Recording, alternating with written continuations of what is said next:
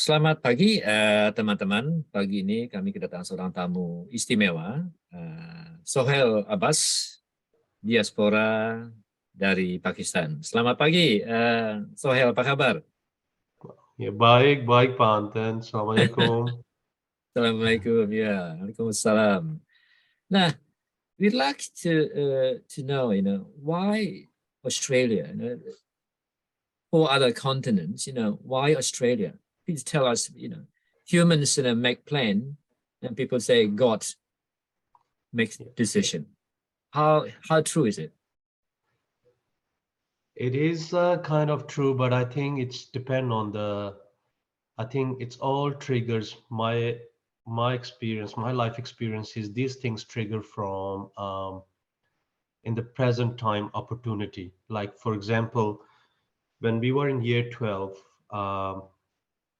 the schooling system I went through in Pakistan, uh, 80% of the students in year 12, they were finishing their higher education in overseas. Right. So I was influenced by one of my friend that only 2% were going to Australia, and the rest of them, they were based in US and in England. Right. So because I just decided to follow the path line and see how I'll go in Australia, basically. So Right. that's Only where 2%.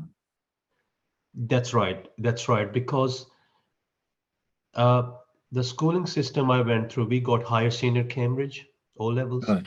Mm-hmm. and Mm-hmm. we got a lot of kids. They do SAT.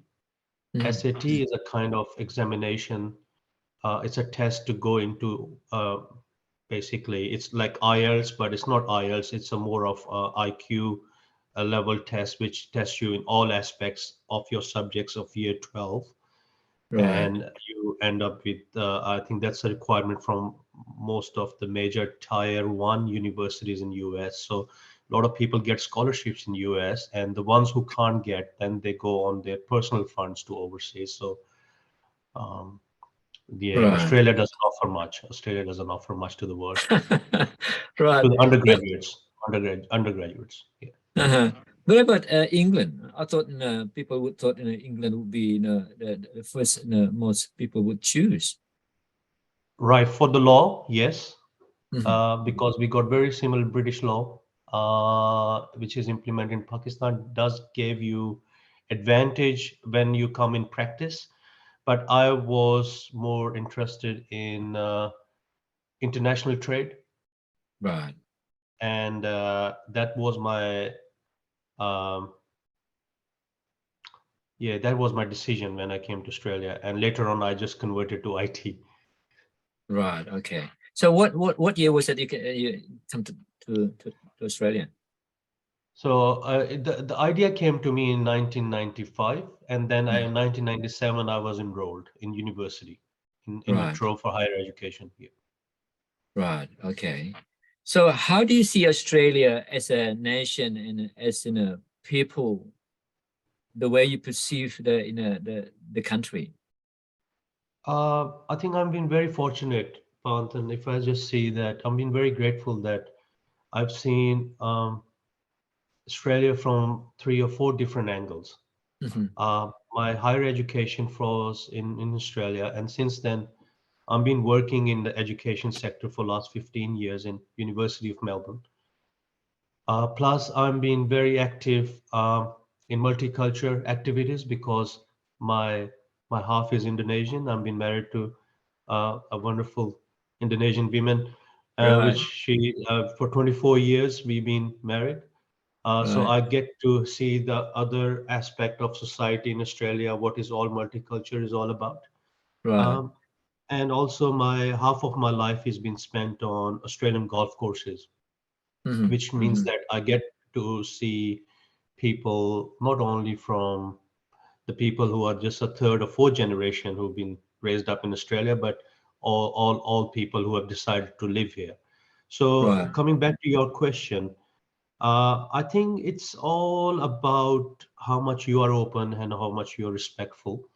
Yes. Australia is very, I believe, still very forgiving. It's Mhm. very forgiving. People are very nice. You'll find odd people. Mhm. Uh, you do get caught in sometimes sticky situation. I've spoken to people who 3 or 4 times actually in last 15 years that law and order is a little bit harsher on immigrants as compared to a white skin still. Mm. Yes.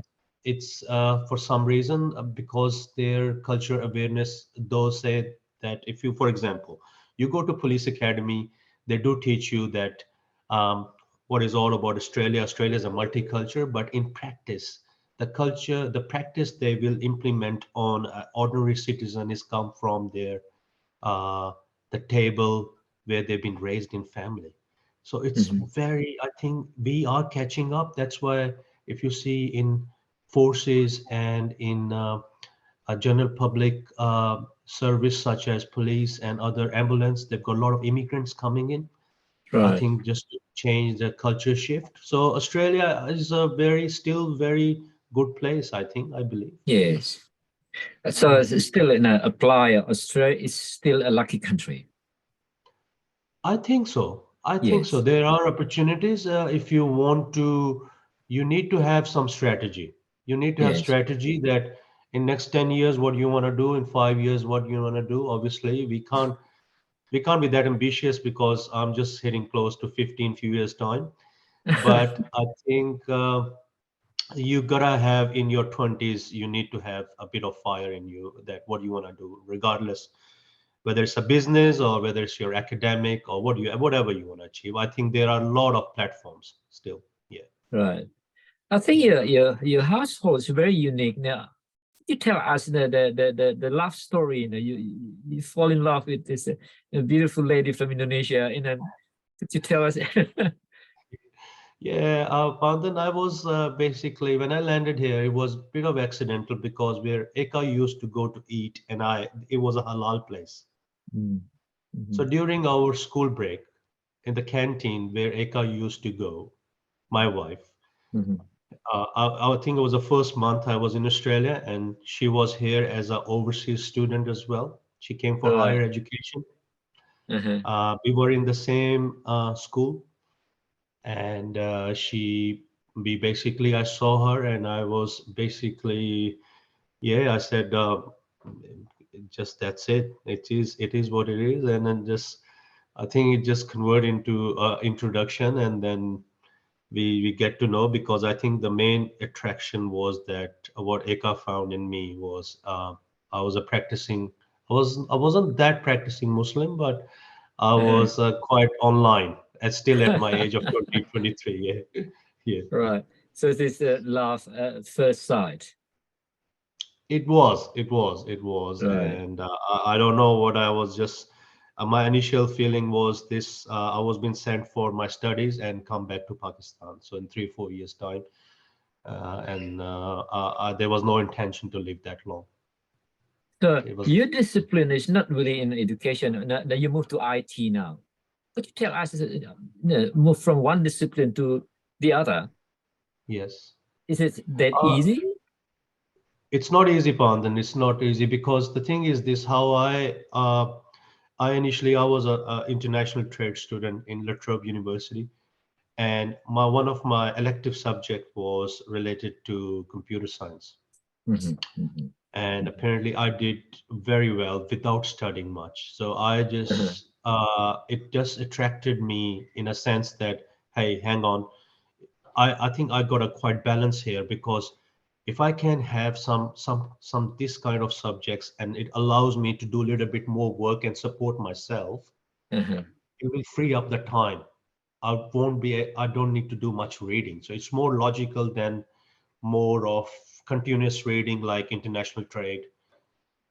And I just decided, okay, next semester, why don't I just go to computer science? So I just converted into my degree, and I think I Right, did.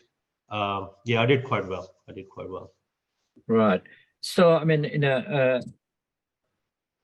some people say, I mean, you really, I mean, the birth, your partner, your future partner, and death. The three things God reluctance, to share his knowledge with with his creatures, Oh, could you say something about it? What do you think about that? Yes, I believe in it. Takes a while to sink in. It Mm-hmm. takes a while to sink in. It's a very deep philosophy, Pant, and it's a very good question you raised. I think over the time, if you really contemplate, and sometimes I think in a week you sit down and think why these things are happening, how it happened, where I'm heading to. These Mm-hmm. kind of questions does lead to what you have mentioned. I do believe in. It's You can say it's the same Urdu word. We say nasib Mm-hmm. uh, in Bahasa as well. Nasib, your destiny. There are sometimes there is a God will, that what Quran mentions, and there is the way you want to do in life, and sometimes they don't go according to where you want, no matter you have done 200%, and Mm-hmm. then there's a setback, and you think, hang on, there is something bigger than what I'm trying to achieve, and that's Subhanallah Ta'ala. I Mm-hmm. believe in that. Yes, I met an Indonesian student, a few weeks ago. What she said very interesting, She said, I mean, humans, can't make plans at all because everything has to, be decided by, you know, by Allah or God or Almighty, whatever you call it. Hmm. Do you think so? Uh, I do, but we this is our core belief in Islam as well, that you need to effort. So without effort, like for example, we've been told a basic, very basic, no matter which part of the world you're from or which religion you're from. I'll just take an example from my religion point of view, that to have Jannah, you need to put effort in, or do you have to obey by obedience to the certain rules, like you have to do your salat, be kind to people, do your charity, do your fasting, be nice to people. That's how you expect from Subhanallah Ta'ala. So I think same thing in life, coming back from, because religion, just giving an example, but talking about general life here, you gotta have degree. You have a degree, you gotta put effort in, then you gotta do search for a good uh, place where you can start your career, and then put effort in, find a good mentor, and then you lead your life. I think effort plus, yes, but sometime where I'm coming from, you try everything,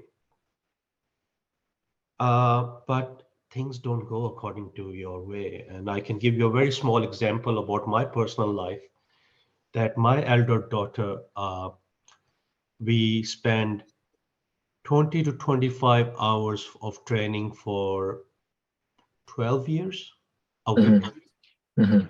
She got to the level where she was one of the top amateur in Australia in Mm-hmm. golf. But when she turned 18, there was a decision maker, because next 10 years, what we gonna do? Mm-hmm. And I said, you got a strong foundation. You can touch the sky from here, or what would you like to do? Because it's your life. And she said, it's not for me. Right. Mm-hmm. So Mm-hmm. she said, I rather do the work and I enjoy, and if I want it, I'll just hold the golf club, because to play competitive and Mm-hmm. make the money out of it, it's not for me. Now, if you see, if I go 12, no, this, if you see 12 years back, the plan was this: to put the time in, put the effort in, and wait for where she can make decision. Yes. So, Yes. and it didn't happen. So Yes. that question, I hope I've answered your question, that you try Mm-hmm. 100%, 200% things, but things don't go according to the plan. Yes. Yes. Especially in kids nowadays, the millennial, children. I mean, uh, and basically, I mean, if you look at, I mean, you can't force somebody else. It doesn't matter who they are, whether your own children, and let them decide for themselves. Absolutely, absolutely. Mm. Yes and no, Pantam, because Right. if the kids bring if you see a grade 6 who's bringing the homework at home, or grade 8, and if you say, oh, this is your life, you don't have to do the homework, things can go very curly. Yeah, that's not what I mean. I mean, you give guidelines, then You let get them to the level, decide. and Yes. then let them fly. Let them fly and let them learn from that. I think that's the quickest way to learn, because I've learned because when I used to play, we played a lot of competitive sport in among a lot of parents. I mean, put in this way, it takes 5 to 6 hours per them to play one round of golf. And I've played with her more than 800 times. So you can imagine that how much golf is under the belt as a caddy, being as a father, pushing the bag and understanding that how this game works. So I've seen that the quickest way, my younger daughter plays as well, and she's a dark horse, and she's totally different than her sister, because one person, I felt like they're going to be a very similar character, but one person is driven and one person wasn't driven. I was driving. So what I just found is that the quickest way is that what I've learned from the other one is that you give instructions and you leave them alone, even they're young. Yeah. Even they're young, and that's the way they learn, because you allow them, as a parents, we don't allow them to do some mistakes. It's okay. Mhm. This your story remind us I and Ruby, when she was little, we not force, we try to direct her to play piano, Mhm. and we found a Russian a piano teacher, because very traditional the way that this particular teacher teach how to play piano. But after 6 months, when she saw someone play violin, she was excited. Then we realized, actually subconsciously, we force our children, our daughter, to play something that we wanted to her to play. Very unfair. Yeah. And until now, I myself still feel guilty. Do you feel guilty when? Yeah. No, not at all. I think Right. because it has benefited my elder daughter a lot. Right. Okay. So she has basically, uh, it was at year 12. When she finished year 12, you get a break before you start the uni. Mhm. And as soon as she finished year 12, a job was waiting for her, Right. a professional job, which is a graduate position on the base of networking. So over the Right. time, our network became so strong, meeting the right people on the golf courses actually give her pretty much 10 years ahead of her life. Right. So I But I think for mean, me, it's a mhm, win-win situation. mhm, But mhm. obviously, I was looking a bigger, my, it wasn't my dream, because I can see, because that's how I was being raised up. I mean, it's basically, you gotta know the right people in life, in, to find the right opportunity, not about nepotism or not about climbing the ladder. But what I'm saying, sometimes it's very hard to punch the bags for a boxer in a dark room. You need to have a light. And I was always focusing on that light. So your dream, want her to be the top world, golfer. Has it Uh, not been shattered? no, No. not at Okay. all. Right.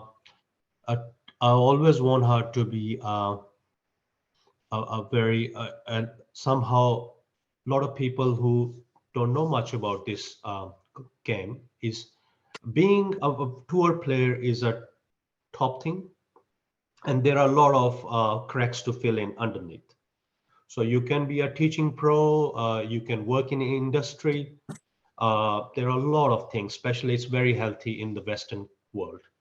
Mhm. So I always want her somehow. It's very positive. It's like a yoga kind of thing. You stay on the a beautiful environment. You walk on the beautiful turf on the earth. so many benefits. You meet the right people, successful people, businesses successful. It's just sport is linked to a success. If you think about that, a lot of people, they think that golf is a very snobby game, but it's not. But it's about, you need to get in. It's just like finding someone in the class who you don't know someone, and you end up in finding, and that's become your best friend of your life. So my dream hasn't been, coming the question hasn't been shattered. Reason being because it was a surprise in the family when the younger one, who is now 14, and she decided to carry this. I would say maybe, I don't know. I thought it's a burden, but she think that it's a pleasure. Uh-huh. And I said, well, put in this way, when she was 11 and a half, she said to me that I think I want to take this game. And when I saw her level and when I saw her sister level, it felt like that I am one of the porter. If you go to Nepal, there are porters who takes climbers to the Mount Everest summit, and then this is their professional job. And I felt like I'm one of those porter that I have to take her to the peak again, because Mhm. to get to where her sister was is 25 to 30 hours a week after working full time.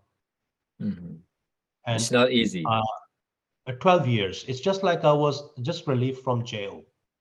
As a parent, I felt also celebrated as well when she said, I don't want to do it because it's not something that I should pursue, because I think I am good, but I'm not that good enough to make money.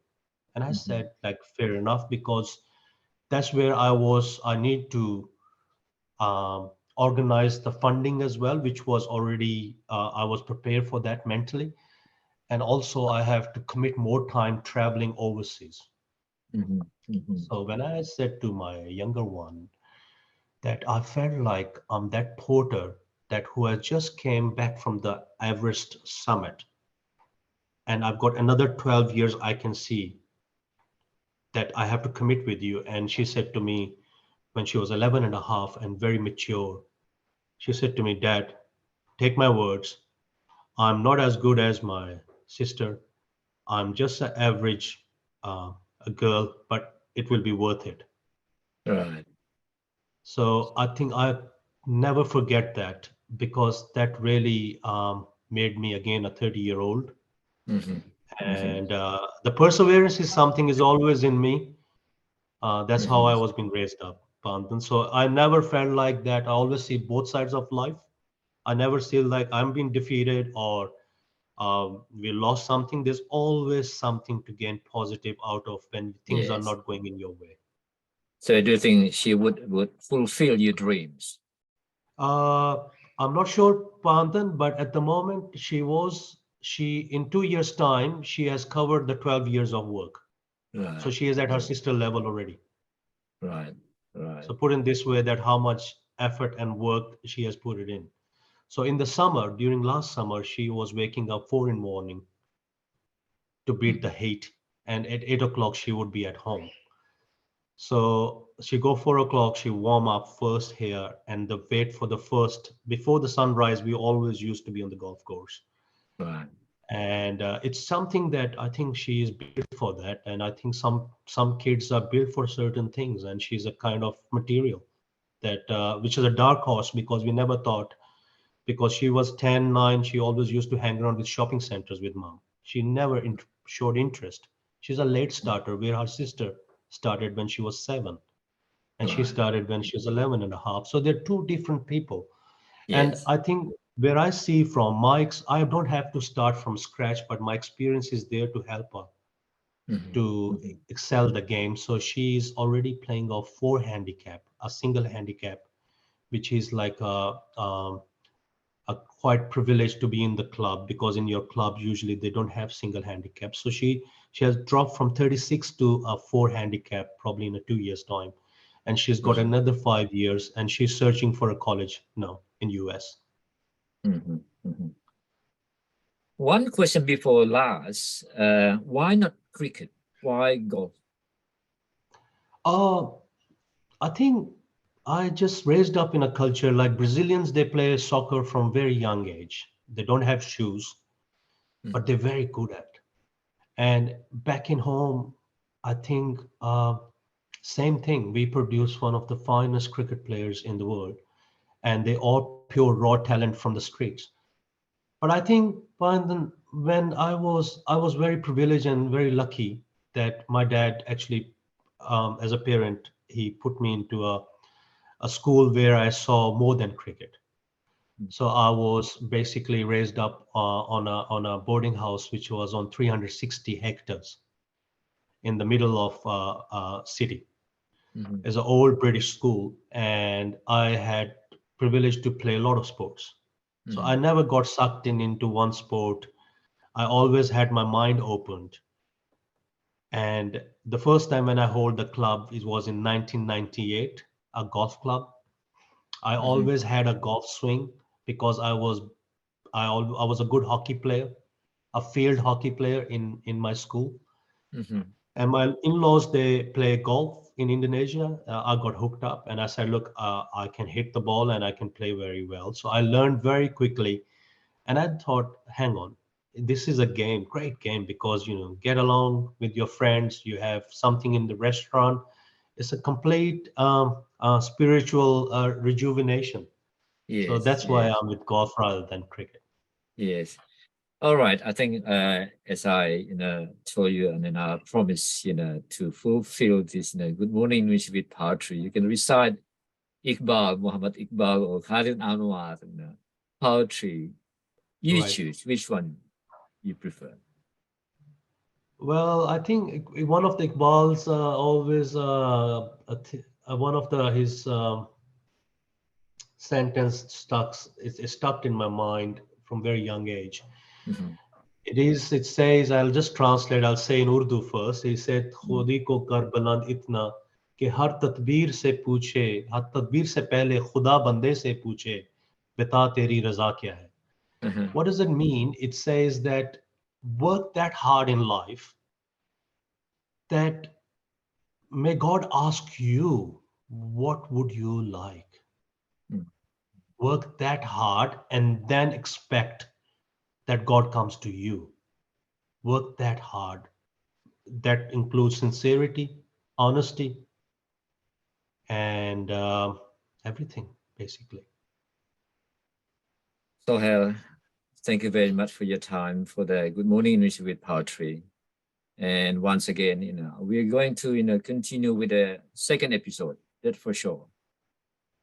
Dan, terima Thank you, kasih. Pantan. See you later. Terima kasih, Pantan. You have a nice day. Thank you. You too. Bye bye. Take care.